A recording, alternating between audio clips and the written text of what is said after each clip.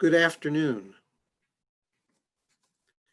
My name is Joel Glassman. I'm the Executive Vice President of World Affairs St. Louis, and it's a pleasure to welcome you to today's program, a visit with the Ambassador of Uzbekistan States. Our special program is presented by World Affairs St. Louis and the International Relations Council, our counterpart organization in Kansas City.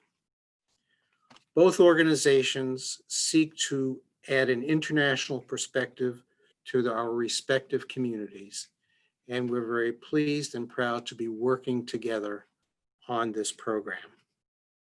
I also want to acknowledge and offer special thanks to Webster University for providing financial underwriting for this program. Our distinguished guest speaker today is His Excellency Ambassador Extraordinary and Plenipotentiary of the Republic of Uzbekistan to the United States and Canada, Vakhabov. Before introducing Ambassador Vakhabov, let me say a few words about Uzbekistan. The land that is now Uzbekistan was once at the heart of the Silk Road trade connecting China with the Middle East and Europe. The country spent most of the past 200 years as part of first the Russian Empire and then the Soviet Union, only emerging as an independent state when the Soviet Union collapsed in 1991. Current President Mirziyoyev, who assumed the presidency after his election in 2016, has sought to move the country beyond its international isolation and extractive economy. These issues in Uzbekistan make it especially appropriate for us to start paying more attention to a country that presents many potential economic opportunities for partnership, especially for Missouri. On the national strategy side of things, following the 9/11 terrorist attacks on the United States, Uzbekistan allowed the US to use an airbase in their country to prosecute the war in Afghanistan. That relationship ended in 2005 when the US was asked to withdraw its forces. More recently, relations between the two countries have begun to warm once again. Uzbekistan is also located in a very complicated neighborhood, and it seeks in its foreign relations to maintain a balance in its relations with Russia, Asian nations including China, and the four Central Asians and Turkey, with whom Uzbekistan shares an Islamic heritage. This program will provide an opportunity for Missourians to learn about this little understood but rapidly advancing part of the world. As I mentioned, it's a great privilege for us to have the official representative of Uzbekistan to the United States as our speaker today. He assumed this position as ambassador to the United States just 3 years ago in October 2017, and 1 year later, in November 2018, Canada was added to his portfolio, although he remains in residence in Washington, D.C. Ambassador Vakhabov, before serving as ambassador to the United States, served as the first deputy minister in the Ministry of Foreign Affairs of his country. His entire working career has been with the Foreign Ministry, beginning in 2001. His education was in his home country of Uzbekistan. He attended university in Tashkent. As I say, it's a great privilege to have him here. Let me lay out the scope for this afternoon's program. The ambassador will speak for 20 plus or minus minutes. After that, he's available to answer our questions. Please send your questions via the Q&A function on your Zoom program. If you're with us on Zoom, then you have the Q&A function so you can send your questions to me. After the ambassador concludes his remarks, I will pose your questions to him. In the interest of time, I may need to combine some of your questions, but we will try to get to all of them. Ambassador, thank you for agreeing to join us today. And let me invite you to proceed with your remarks.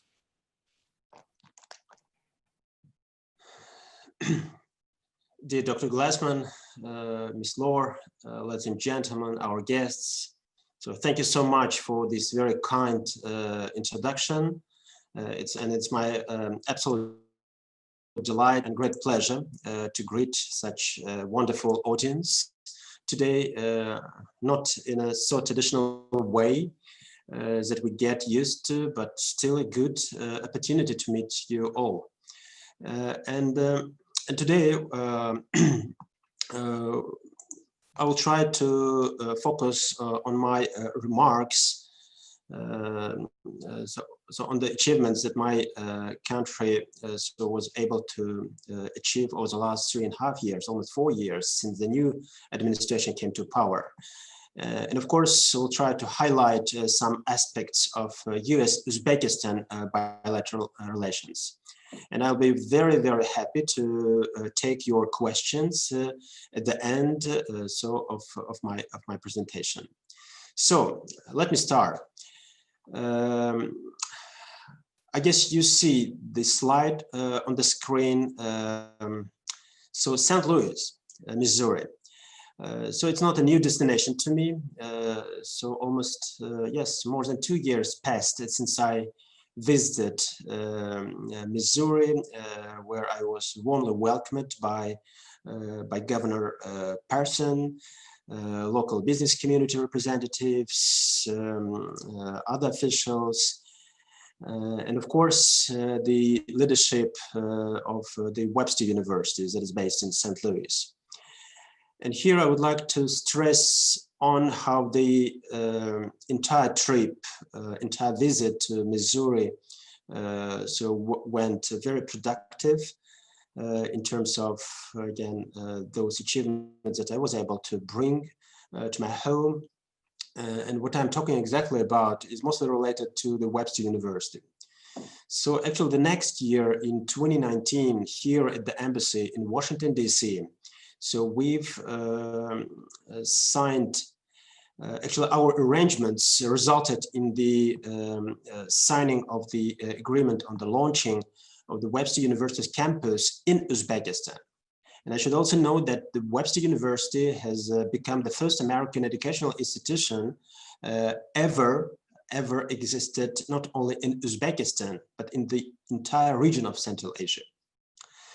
So since that time, I should note that almost 500 students have been enrolled by the Webster's campus in the capital, the city of Tashkent.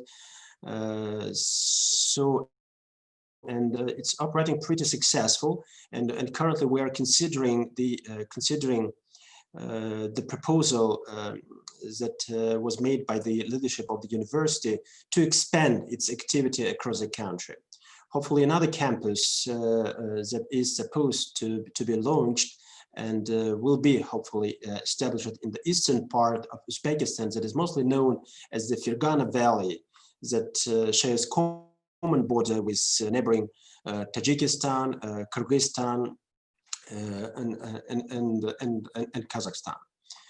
So with respect to the businesses, I still remember our very fruitful discussions at the Monsanto's office in St. Louis. So you know well, I believe you know well that Uzbekistan is mostly agricultural nation, where more than 60% of the population are engaged in the ag sector, and 25 revenues, export revenues, are mostly generated also by the ag, and almost 19% of our GDP is also generated by the agriculture. And in these terms, so the collaboration with such leading firms from Missouri is vitally important to Uzbekistan, where the entire ag sector is currently being modified. So just in a few words about the country. So Uzbekistan, so mostly known as a medium-sized country that I today represent. So by its size, it's very close to the size of the state of California or even Spain. So as you can see on the globe, it is located at the heart of Euro-Asian region in an area called Central Asia. It is a little, as I had mentioned, bigger than California in size and has more than 34 million people. So our language, our native language is Uzbek. Russian comes second as an unofficial language, and the third language that is becoming unofficial, so is English. So the capital is of Tashkent, the biggest city, by the way, in the region of Central Asia. So, and of course, the pandemic that actually touched all the parts of the entire globe. So, and as many countries have been facing, so the COVID-19 pandemic was the most unexpected strong windstorm that crashed all our plans across the world in our modern history. And I would like to shortly stop at the pandemic situation in Uzbekistan. So we are all witnessing how pandemic has hit all of us unprepared and still causing serious harm to our national economies. So at present, about 66,000 people are infected with COVID-19, and unfortunately 554 died. We had the first epics in April when we had less than 2,000 active cases. And unfortunately, reopened the economy and easing quarantine measures, bringing back over hundreds of thousands of our citizens from abroad who are stuck there, dividing our regions even into red, yellow, even green zones, did not work as we have anticipated. And as a result, so cases skyrocketed both among locals and newly arrived, almost 52% among those who have been brought back to Uzbekistan from abroad. And as you can see from the graph, the second epochs of active cases lay at the end of the July with about 10,000 cases, which is almost 20 times more than during the first outbreak in Uzbekistan. So now we have slowed down at around 2,500 active cases. So the next slide, reopening. After lessons learned from two waves of the spread and based it on best international expertise, we decided to start reopening our economy for the second time. And of course, it was a hard decision, as nobody knows the real outcomes of reopening. However, we have to think about the economic situation in the country and, of course, the well-being of the ordinary people. And therefore, starting from August, we began the process of lifting country-wide lockdowns, and now most of the restrictions are gone. Still, we every part of our life, so without exaggeration, affected by COVID rules like wearing masks, social distancing, sanitizing, and etc. So with respect to international flights, so I should note that most of those flights have been already resumed. So moreover, so we have started in-person teaching since September. So tourism destinations are now open to public. Economic sector is almost fully resumed in order to support our local healthcare workers. So experts from China, Korea, Germany, Russia, Turkey have arrived to support Uzbekistan in fight against COVID-19. So the next slide is about the national GDP increase.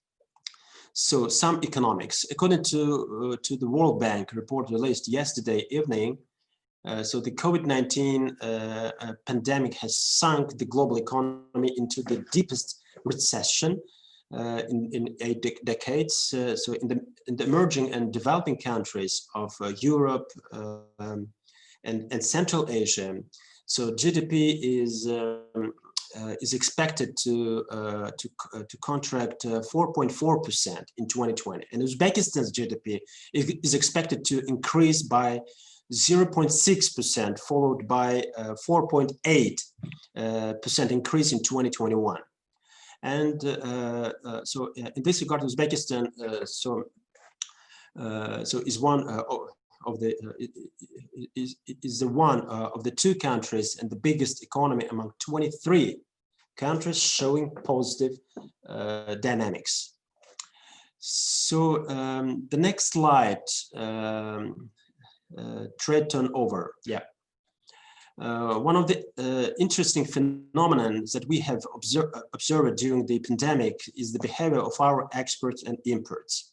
So as you can see from this chart, the volume of exports in 2020 are almost catching the levels of 2019 with a minor change. And the same cannot be indicated on import side, where you can see 3 billion difference in the numbers of 2019 and 2020. So this graph is a clear illustration of success of government measures to support domestic economy and exporters.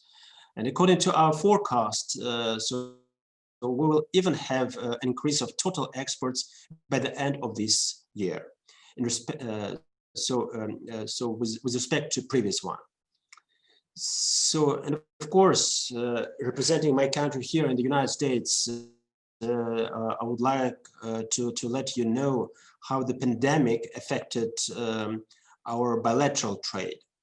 So, of course, negatively. And you can see that American companies started the year with positive trend in January and February, while the dynamic turned completely opposite. So since then, with minor exception of May, and according to the data I have, so we bought U.S. goods worth of almost $500 million last year during January and August. So this number decreased 3 times. To 160 million in 2020, showing how badly it affected the U.S. enterprises. So despite pandemic difficulties, so we stayed committed to our early commitments and purchased 6 of 7 Boeing 787 Dreamliners that had been contracted in 2018. So we haven't canceled the contract, so we remain committed to our obligations. And so the last Boeing 787 hopefully will be shipped to Uzbekistan, so by the end of this year. So next slide is mostly about is telling about the exports from Uzbekistan to the United States. So on contrary, the trend doesn't severely change to the exports from Uzbekistan to the US. And over the same period of January to August, so the difference is only $1 million between 2019 and 2020. So, and due to new export contracts signed recently, we expect that in 2020 we might even have around 10% increase in our exports to the United States. And just recently, USDA approved new 10 egg import, mung bean, chickpea, peanuts, almonds, walnuts, dried raisins, dried apricots, and others.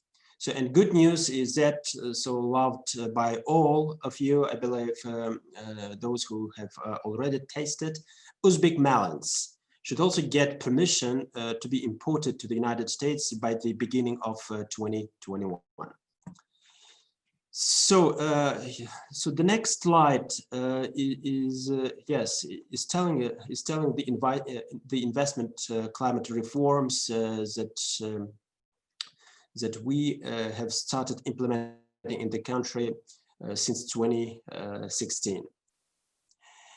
I'm not going again in the interest of time. I'm not going to repeating what we're seeing on the screen, but one of the achievements that I would like to draw your attention is the free floating exchange rate that we have introduced in 2017.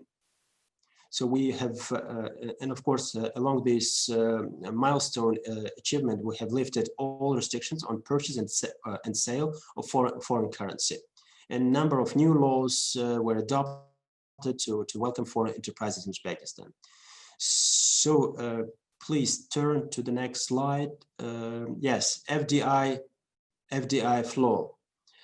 So as a result, as you may see on the screen, and as the diagram tells us, so the FDI to our country has spiked. Last year, it reached over $9 billion. Yes, $9 billion, which is almost 5 times more than 4 years ago. And here you may see the companies that are currently operating in Uzbekistan. And here I would like to point out those who are that are regarded to the US, Honeywell, that is engaged in oil and gas sector in Uzbekistan. So Coca-Cola that has been expanding its presence in my country since early 90s.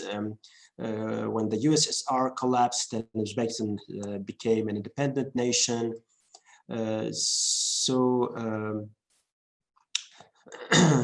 Of course, here you can see also, I can't see, but I think it should be also updated. General Motors that has 2 plants in Uzbekistan, and one of them has been built in late of 90s, where more than 10 types of Chevrolet currently assembled. So the entire country, just for your information, is full of Chevys nowadays. And another plant that was built in the mid of 2000s, so is currently producing engines for those 10 types of Chevys, and of course engines that we are currently supplying to the United States as well. So with respect to US-Uzbekistan relations, here on the slide, yes, I have to note that Uzbekistan-American relations have been on a strong rise. So despite pandemic, we have hosted a number of high-level delegations from US government. So here I would like to stop on several connected with US officials. So as you might be aware, the first visit of DFC went very productive and promising. So the itinerary was full of meetings with high-level local officials that resulted in tangible outcomes. And currently we are working on almost 30 specific investment projects in agriculture, light industry, pharmaceuticals, and building materials production. And moreover, there is a possibility of creating financial resources with equity participation of the DF and Uzbekistan government, with the prospect of attracting of governments of other countries of Central Asia and Afghanistan was also one of the acute issues. And I'm talking about the regional investment fund that we are currently considering together with the US partners.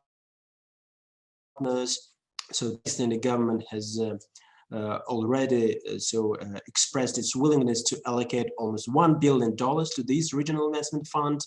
So, and the same part, the same share is supposed to be done by the DFC, and we expect the approval by neighboring countries as well.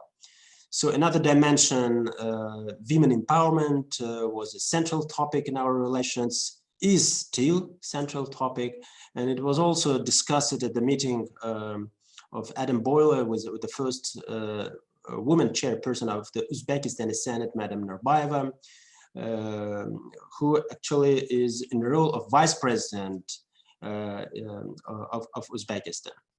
So, and as most of you must be familiar, there is a parliamentary group for cooperation between Uzbekistan and the United States, caucus, Congressional Caucus on Uzbekistan of the US House of Representatives, that also greatly supports so democratic reforms and formation of civil society in Uzbekistan. So in order to, please, another slide, yes, C5+1. In order to sustain the agenda of our cooperation, we have regular two formats of regular high-level meetings. So the first is annual bilateral consultations between two governments. In 2 weeks, we are expecting Foreign Minister of Uzbekistan to visit Washington, D.C. With his delegation. Meetings are scheduled at the White House, State Department, and other agencies. So another format is the ministerial meeting of heads of foreign ministries of Central Asian countries in the United States. So this year alone, we had two of those. So the first was in the beginning of the year when Secretary Pompeo attended C5+1 ministerial meeting in Tashkent, Uzbekistan, and recently we held another second ministerial, so via online video conferencing, which was hosted again by Secretary Pompeo. So actually here I would like to conclude my presentation and actually welcome your questions. I tried to be very brief, again, anticipating the questions that I'm looking forward to answering. Thank you, Mr. Ambassador. We appreciate your enthusiastic words, and we have quite a few questions from our audience. So why don't I start with those questions? One of our first questions, right at the top of your remarks, was when do you expect American tourists to be welcome again in Central Asia? So as I had mentioned above, so at this moment, there are no restrictions at all in terms of entering the country. So the only requirement that the government has imposed to foreigners is to get negative COVID test prior to the departure for Uzbekistan, at least 72 hours before they leave for Uzbekistan. So in these terms, actually, the country is open to host the guests from the United States, and we will be more than happy to have all of them. We have a question about the Aral Sea. With the decrease of the size of the Aral Sea to only 10–15% of its size just a few decades ago, what are we doing to minimize the many negative effects caused by the shrinkage of this sea and the environmental impact that this is having on the country? Thank you for this question.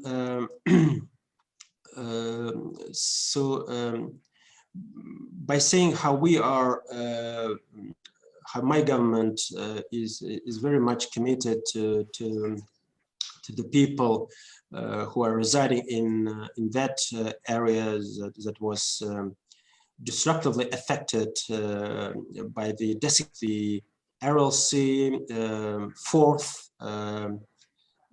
biggest lake in the world that has already gone. I would like to start with the recent event took place here in New York in a virtual way. I'm talking about the UNGA session that was attended by the President of Uzbekistan, who actually highlighted a series of key initiatives. And among those several initiatives, I would like to point out one of them that is that is directly related to the Aral Sea.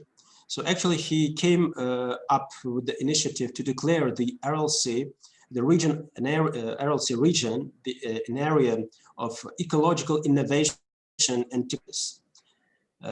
And of course, International Day for the Protection and Restoration of Ecosystems. So, and beside that, so currently, not currently, just 2 years ago, yes, 2 years ago, so Uzbekistan has, under the auspices of the United Nations Trusteeship Fund, that was fully endorsed by the United Nations Secretary General Antonio Guterres, who actually launched this fund here in America, in New York. And beside that, we saw that many of our partners, in particular in Europe and in Asia, and I'm talking about the several European Union countries. In particular, the United Kingdom, Finland, Norway, and Japan, and other countries have already allocated fundings just to restore the areas that have been affected by this disaster. So beside that, on a domestic, on a national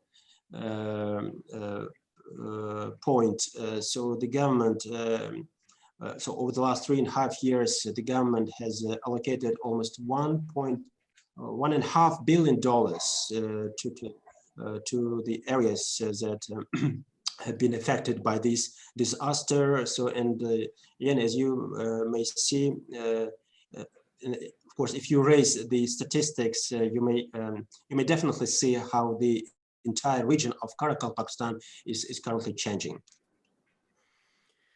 We have another environmental type of question. Are you concerned about the pollution that results from the production of pharmaceuticals, similar to what's happening in both China and India? So, sometimes when I meet with my counterpart here in the United States or even neighboring Canada that I'm covering also as a full-fledged ambassador, I say that Uzbekistan, again, being located in the heart of Eurasia, is also blessed not having a common border with such countries that you have mentioned. And in this regard, so it's a big, I should say, it's the biggest advantage. But at the same time, the biggest disadvantage, of course, is mostly related to the seaports that we're still trying to reach out to unlock the entire country. Environmental concerns. So I should note that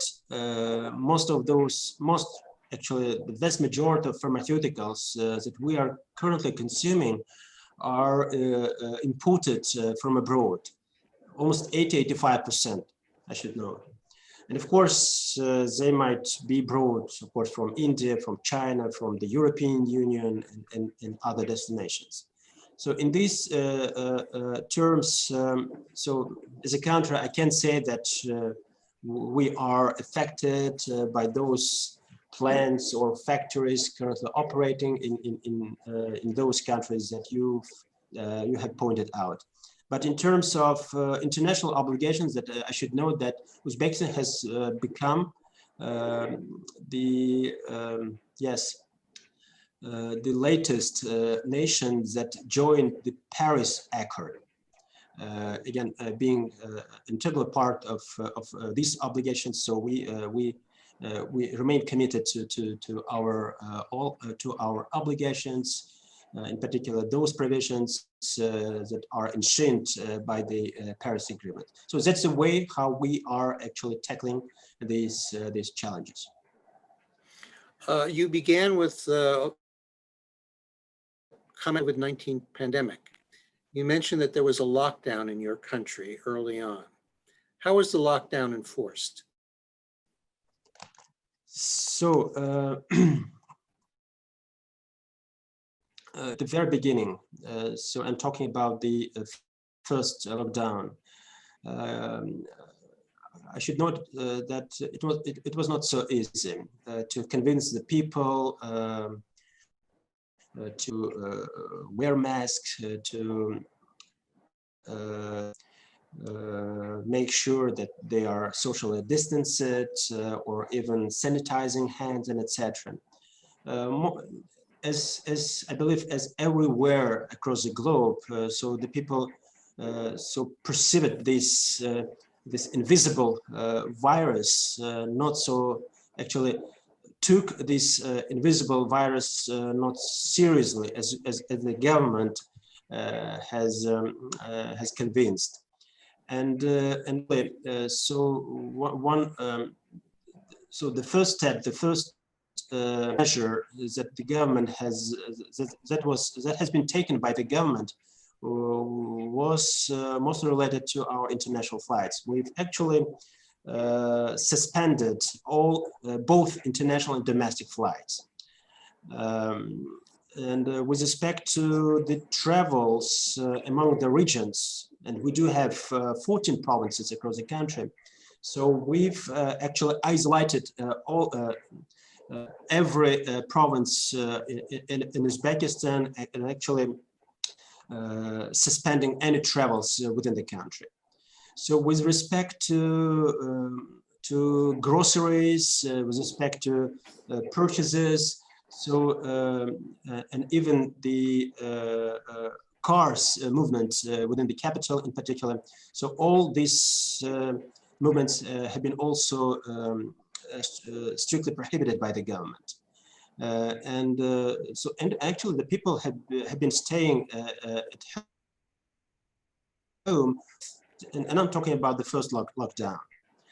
And as I had mentioned, when we started reopening the economy, so unfortunately we made several mistakes again due to the people's behavior. The first lockdown actually failed, and being well experienced, we've slightly turned to the next lockdown. Again, closing, shutting down the entire country, and even the international flights that haven't been resumed since the first lockdown. And with respect to the foreigners, I mean, with respect to our citizens who were stuck abroad, that was another, I wouldn't say that that was a mistake, but it was not so easy. Actually, it was too hard to handle all of them, you know, and since early March, so we've been able to bring almost 100,000 Uzbekistanis back home. And as a result, most of them, of course, so came back to Uzbekistan, even being infected.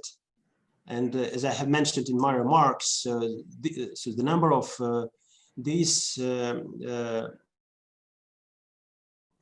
have been brought back to Uzbekistan was almost 52–53%. Again, in comparison to those who have been in Uzbekistan, 48%. So that actually these measures were the key, were the main in terms of again imposing by the in terms of measures that have been imposed by the government to address this challenge. We have some questions about education in your country. What percentage of the population has has completed secondary school? What percentage of the population has completed higher education, college education? And are the percentages different for men and women? So with respect to the education itself, so I should note that so the level of literacy in Uzbekistan is about 98%. So the education itself remains mandatory. So with respect to again, I'm not sure with exact figures that I would like to share with you, but for the second, almost 100% of the entire population are getting access to the secondary education, and up to 15% have access to higher education. So again, in terms of numbers, more than 60% of our population are the youth under the age 30. That is about 17 million people. Again, given the fact that the entire country is inhabited by more than 34. And with respect to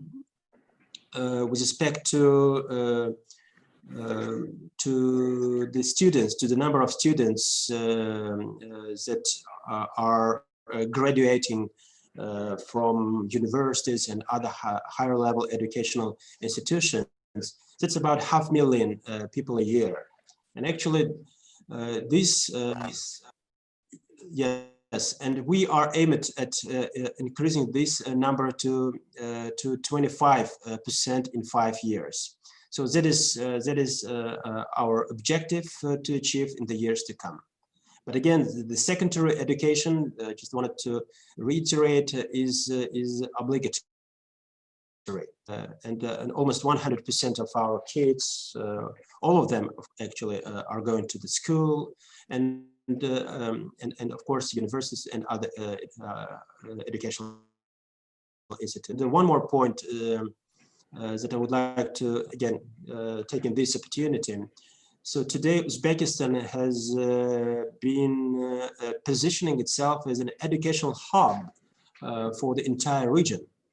What I mean exactly, today Uzbekistan is a home for 17 leading foreign universities that have launched their own campuses in Uzbekistan. So, and the Webster University is among them. So, and again, it means that for what reasons we are bringing so many foreign universities to Uzbekistan, and of course to address those requests coming again from the people of Uzbekistan, in particular those youngsters, 17 million people, those who are under the age of 30, and people who are actually thirsty for new knowledges. And for these reasons, so we are welcoming foreign campuses in Uzbekistan, and one of the most successful projects that we've been able to implement together with our American partners, again, was the Webster University's campus currently operating in the capital of Uzbekistan. I have a question here that asks you to compare your responsibilities as the Uzbek representative to the United States with your duties as Uzbek representative to Canada. Can you offer some comparison about what your specific duties are in these two, perhaps? Sure. My first and foremost task is to represent my country here where I'm based in the United States. And actually, so in 2017, when my nominee was approved by the Uzbekistan Senate, so actually I was later appointed by the president as an ambassador of Uzbekistan to the United States. Again, comparing with another very small nation, I would say, Canada. Of course, it is significantly different from those duties that I'm carrying out here as a chief of Uzbekistan mission in the United States. What exactly I mean, since my tenure started, we've been able to enrich, to broaden US-Uzbekistan relations. In particular, so my president paid an official visit to the United States in May of 2018, have actually broadened our business to business ties, having signed the contracts amounting almost $7.5 billion, that are resulted in the increase of bilateral trade turnover up to $600 million since 2016. And again, comparing with Canada, so the trade turnover with that country, of course, remains very low, about $25–30 million annually. Again, with respect to diplomatic representative offices, so we do not have the Canadian embassy in Uzbekistan yet. So Uzbekistan is mostly is covered by the Canadian diplomatic mission that is based in Moscow.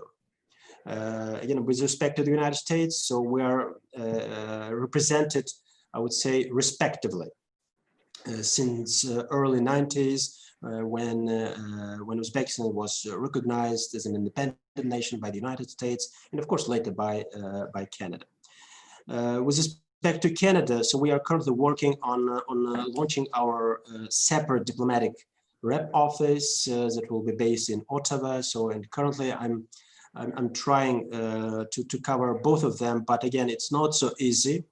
Again, given the fact that even sometimes I perceive the entire United States not just as single nation, a single country, but mostly as a place that is consists of 50 nations where I represent my country. So in these terms, I think we should have another separate division, separate rep office in neighboring Canada. So, and just in addition to those words that I have mentioned, you know, just a couple of months ago, so my government, in particular the Senate, has approved my nominee to represent Uzbekistan in another very small country here in Americas. Yes, Brazil. So we're not still represented there in Latin America, and hopefully we'll be able to launch our diplomatic rep office very soon. You know, even since my nominee approved by the Uzbekistani Senate, I still unable to present my credentials to the Brazilian president. So the entire country shut down, and the president so is currently not receiving the heads of diplomatic missions. And now I'm not sure whether I represent my country so in Brazil or not, since I was not able even to present my credentials to the leadership of this country. We have a question about cooperation between the 5 Central Asian countries that, of course, include Uzbekistan. You said a little bit about, you mentioned that in your presentation, but what kind of future are we looking at in Central Asia? Are we looking at something like the European Union in Central Asia, or are the 5 countries so different and independent of each other that there's not much prospect for further intensive collaboration? Sure. So before I start answering this question, just would like to refer to the article so that released by the Forbes just a month ago. Again, telling about the big hope for stability in Central Asia. So in this regard, I highly recommend to read this article in order to understand what kind of change are currently taking place in the entire region of Central Asia. And you know, again, comparing with what we have had prior to 2016, when the new government came to power in Uzbekistan, so you may have a clear understanding what exactly happened in the region of Central Asia. And just briefly saying, you know, there hasn't been a time in the modern history of the entire region of Central Asia when all countries of this part of the world were so much supportive, were so much engaged and involved in terms of resolving decades disputed issues on water resources management issues, on border control, on trade investment, on transport and communication, etc. And this administration in Uzbekistan has been a facilitator of the regional dynamics of partnership with its I would say with our own, the president's neighbors first policy. And over the past 4 years, Uzbekistan's bilateral trade with neighboring states have grown almost 5-fold. And moreover, we started looking at Afghanistan not as a threat, but as an opportunity. And we are trying to connect it to Central Asia economy, which should be fundamental in securing peace and stability in the country and region. And President of Uzbekistan, so the gentleman whom you have mentioned in your remarks, His Excellency Shavkat Mirziyoyev, has launched a wide-ranging reform program that is making considerable progress, especially on economic liberalization. So, and you know, Uzbekistan's economic modernization and increased political openness would have huge implications for economic growth and political stability across Central Asia. So, and answering your question, directly with regard to we might have in the nearest future some sort of European Union known integration processes. I should note that since 2016, so again, the leadership of Uzbekistan came up with the initiative to establish so-called consultative meetings of all Central Asian countries' leaders. So, and as a result, the first presidential summit took place in Nur-Sultan, Kazakhstan, in 2018. The next, another second presidential summit that we have been, has been hosted by Tashkent, last year in 2019. So currently this format is operating is mostly is a consultative meeting in a very informal way. But our hope, when all the leaders of the entire Central Asian region will be able to accept such proposals, of course, we'd like to have much more deepened integration processes in Central Asia. But that is our objective that we would like to achieve in the years to come. With respect to what exact type of integration that we would like to have, So again, as many experts are telling us and even advising us, so the most appropriate way to start with these integration processes is to adjust what, in particular, what ASEAN has achieved over the last decades, again, bringing to this format the countries that are located in that part of the world. Let's cast our view a little further beyond Central Asia. What's the status of your country's relationship with China now, in particular the Belt and Road program? How involved is Uzbekistan in the Belt and Road program? So, you know, Uzbekistan was actually first among others that has endorsed one Belt, One Road initiative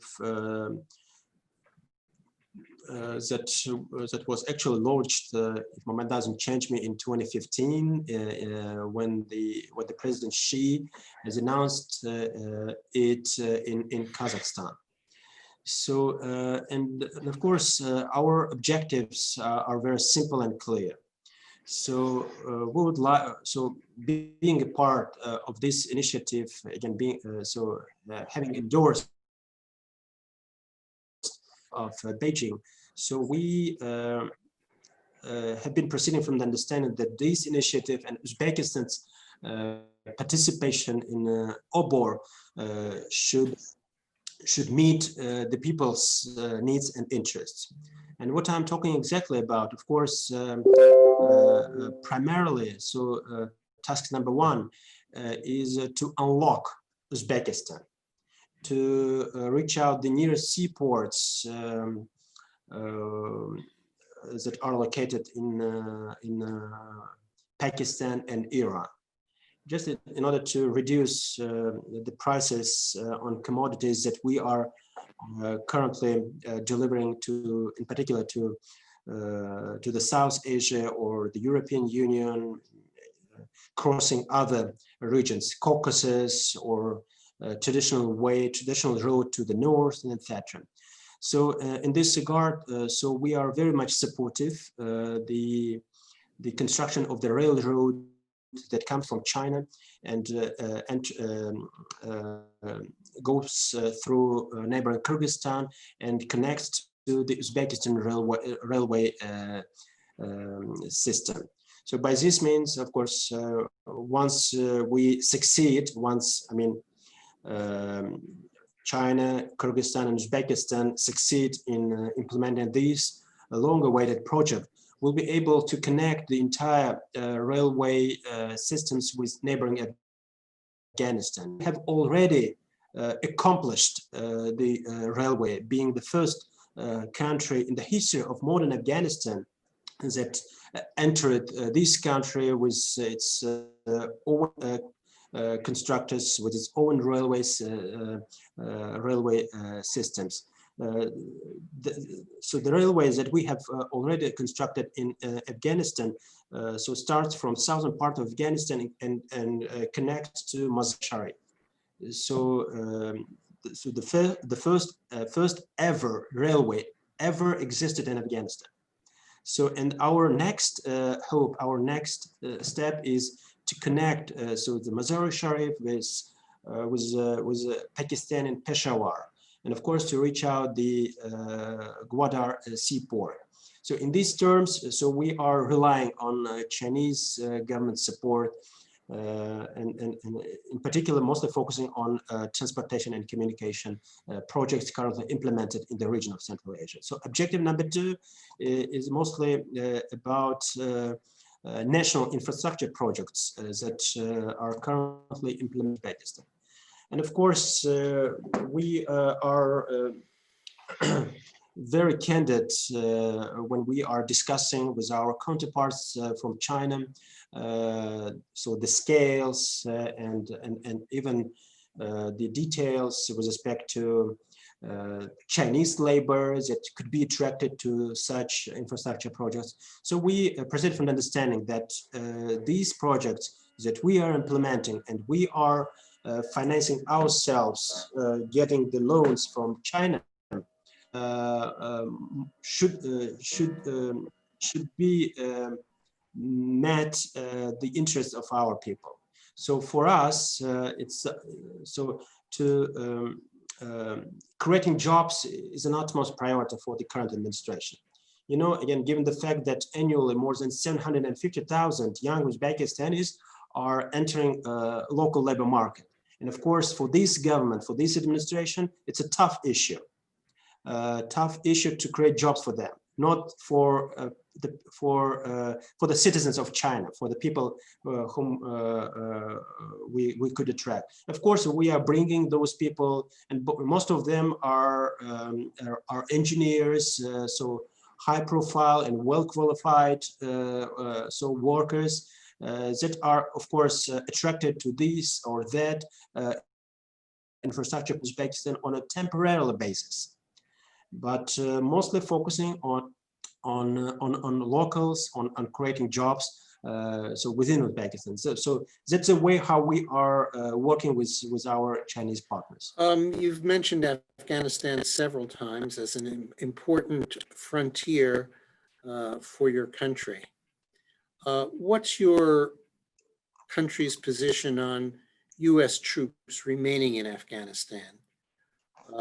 Of course, the US will do what the US chooses to do, but how would you advise or ask the US to stay involved or to leave completely? You know, since since the new administration in Uzbekistan started implementing so neighbors first policy in the region of Central Asia, including Afghanistan. So we have been deeply involved in both Afghanistan reconciliation process and in efforts aimed at reviving the Afghan economy in a post-war period. So we, you know, we have, so with respect to the first, I would like to point out that Tashkent, the capital of Uzbekistan, so has been hosting twice, so the delegation of the movement of Taliban. So the representatives visited my country and were warmly welcomed by the foreign minister and other high-level officials of Uzbekistan. So we've been, you know, at the same time, so we are closely interacting with the Afghanistani leadership, with the Kabul administration, and every single step in terms of interacting with the movement of Taliban, of course, have been consulted with the Kabul administration. So by this means, so we have even suggested to both sides, both the Kabul administration and the movement of Taliban, to provide them so with the negotiating table in the city of Samarkand. Beside that, my country was among those 50 nations so that has been invited to the signing ceremony of the peace deal that took place in Doha late February of 2020. So even at this moment, so we are closely interacting with both sides in terms of implementing these arrangements. So with respect to the revival of the Afghan economy, so as I have mentioned, so we have been constructing railways, we are supplying electricity. You know, today the entire city of Kabul is supplied with the electricity coming from Uzbekistan. I'm not sure whether you knew about that or not. And recently we've signed just on the eve of our Independence Day, August 31st, when the foreign minister of Afghanistan has been arriving in Uzbekistan. So we've signed another agreement on supplying electricity to Afghanistan for another 10 years. Much significant deal, and hopefully will help the entire Afghan people to address remaining challenges. So with respect to the withdrawal, so actually our approach fully matches with the US government's vision. So we proceed from the understanding that the withdrawal of US troops and the United States allies in Afghanistan should be condition-based. In these terms, so once we succeed in stability, once we succeed in the reduction of violence in Afghanistan, of course, the troops could leave the country. But at this moment, I believe even the United States government firmly believes the conditions being created yet. Of course, so the number is supposed to be reduced up to 5,000, so till the end of 2020. But at the same time, again, as we have been reassured several times, so this withdrawal should be carried out based on several conditions related again to the reduction of violence. Based on ensuring women rights in Afghanistan, and of course based on safety of the people of Afghanistan. So that's the way how we are actually perceiving the way how the United States troops should be withdrawn from Afghanistan. We haven't mentioned Russia yet. Perhaps you could say a few words about your country's continuing relationship with Russia. Of course.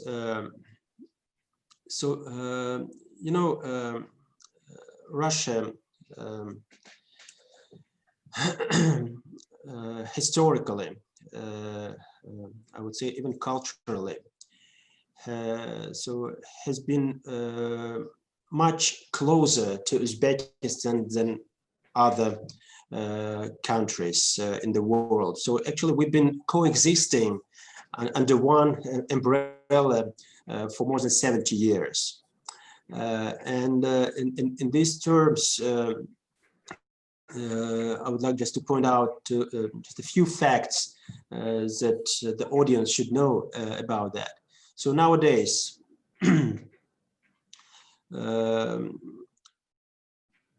of course, common history that we are linked to each other. Another one, so Russian-speaking minority people who are still living in Uzbekistan, almost 1 million people.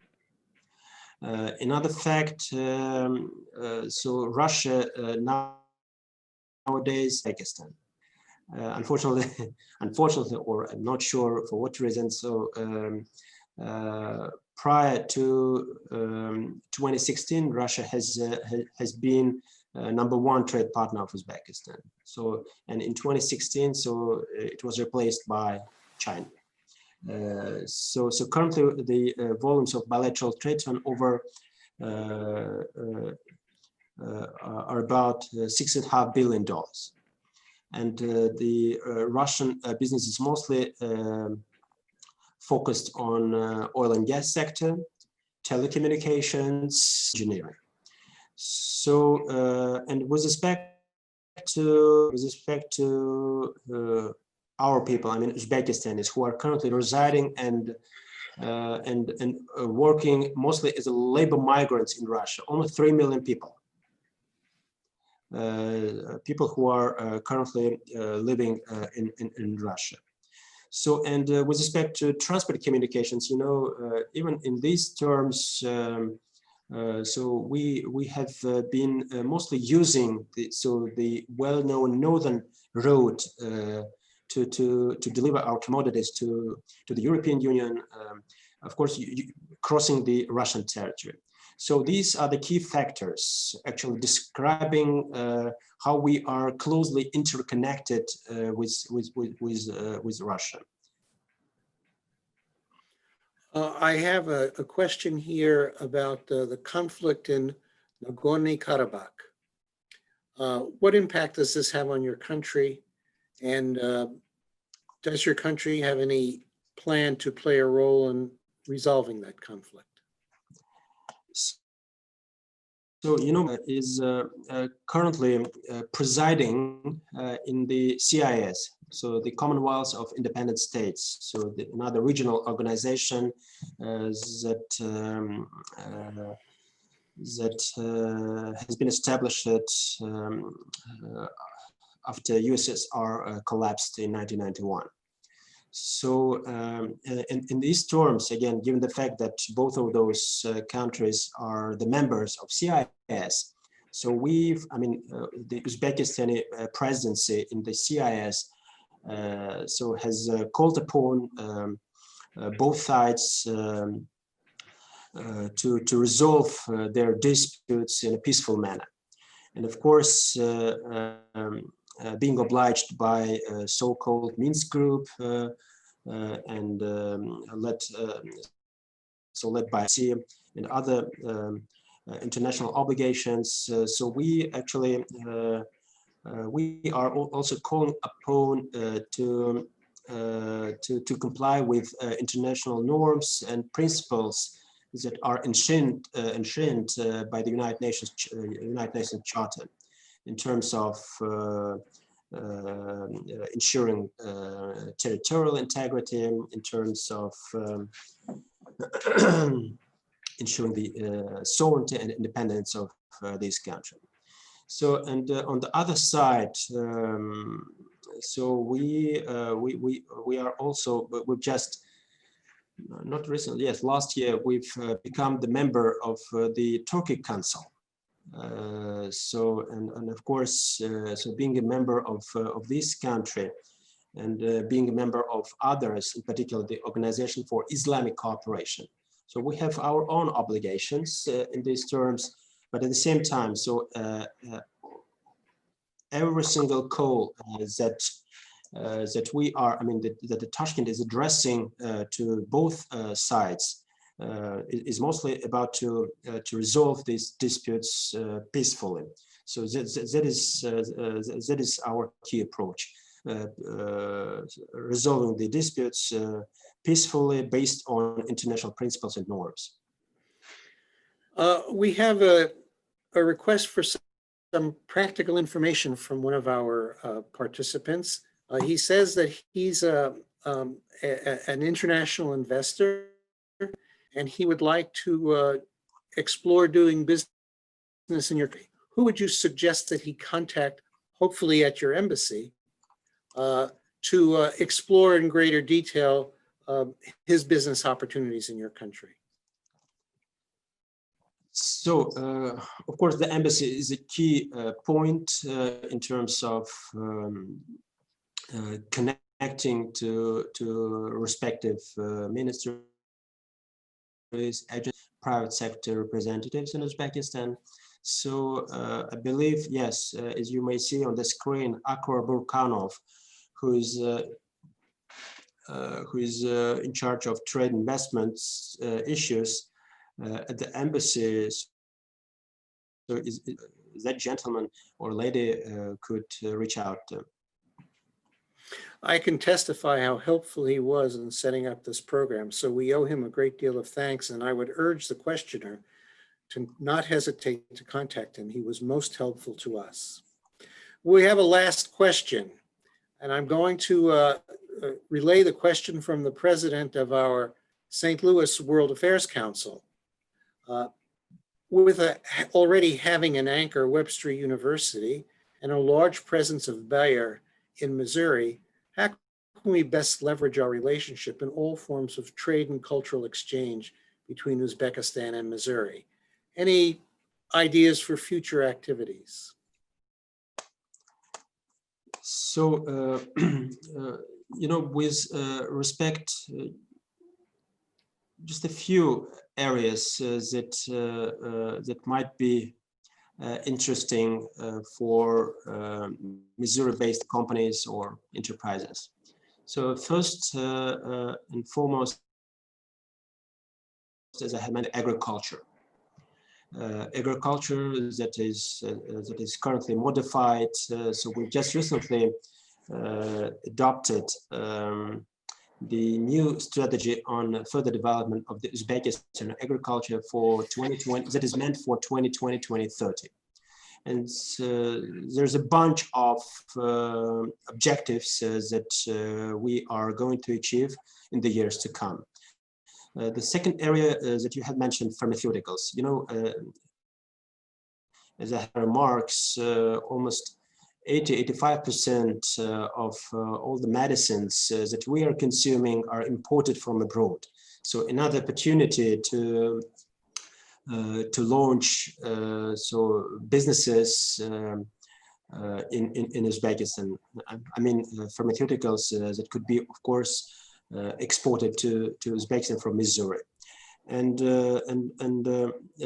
last point is during my trip, you know, again, if my mind doesn't change me, I visited several manufacturing facilities that are currently producing meat in Missouri. So the meat consumption is another attractive area where the American, I mean, Missouri-based farmers or other manufacturers could be interested in. Again, given the fact that nowadays 70–75% of the meat is abroad, primarily from neighboring Kazakhstan and Mongolia, and I don't see any obstacles and the reasons why. So the Missouri-based manufacturers so could start shipping so your own meat to Uzbekistan. And given the fact that just a few months ago, so USDA so was provided by the Uzbekistan Agriculture Ministry with the certificates, with the permissions that allow the U.S. exporters to deliver the meat, American meat, to the Uzbekistan market without any restrictions. Well, I think I'm going to say that concludes our program, and let me thank you, Mr. Ambassador, for your very generous time. I mean, you answered every question that we put to you, and you just had a wealth of information to share with us. This has been most enlightening, and we appreciate all of your time. I'm going to close by also thanking my Missouri colleagues who collaborated with us in putting this program together. My fellow board member at World Affairs St. Louis, Susan Lohr, Lorna Curdy, the strategic administrator of World Affairs St. Louis, Matthew Hughes, the executive director of the International Relations Council in Kansas City, and his colleague, Evan Verplo, who managed the technology apparently flawlessly. So thanks to all of them. And of course, Julian Schuster asked me to extend his best wishes to you, Mr. Ambassador. He didn't want to speak on the program, but he did ask that we extend his personal best wishes to you. Thank you all. Thanks to our audience. You were great participants, and I hope you enjoyed this program as much as we did. Good afternoon and good evening. Thank you so much, Dr. Glassman, for having me today. Thank you.